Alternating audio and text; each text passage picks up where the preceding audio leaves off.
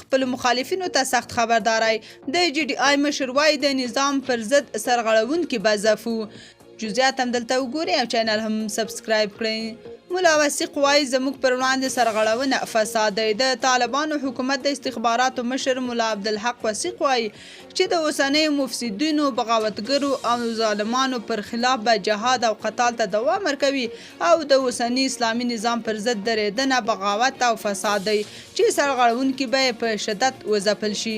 نوموړی زیاتوي چې ځوانان نه باید د مفسدو کړیو د تبلیغاتو ښکار شي چې دا دنیوي او آخروي زیانونه له ځانه سره لري. ملا وثیق همداراز وایي چې دوی د دښمن ډیری پلانونه شنډ کړي، کسان یې نیولي او ځینې په مخامخ بریدونو کې له منځه وړي دي. بل خوا یو بل طالب چارواکی وایي هیڅوک پر مشرتابه او نظام د نیوکې حق نه لري.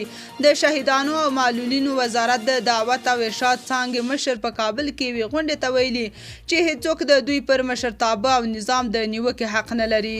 عبدالاحد مسعود زیاته کړې زموږ دین دا راته ویلي چې هیڅ چاته اجازه نشته چې د رسنیو له لارې په امارت چې اسلامي نظام دی پر امیر المؤمنین وزیرانو او والیانو پسې وغږیږي او یا نیوکې پرې وکړي.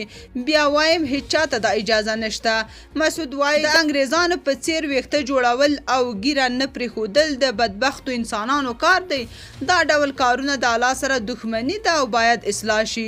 په دغه غونډه کې نورو طالب چارواکو د خبرو پر مهال د خپلو ادارو کارکوونکي تقوا، علم او پرهیزګارۍ ته بللي او غوښتنه یې کړې چې په ادارو کې د مشرتابه امر باید په ښه ډول پلی شي.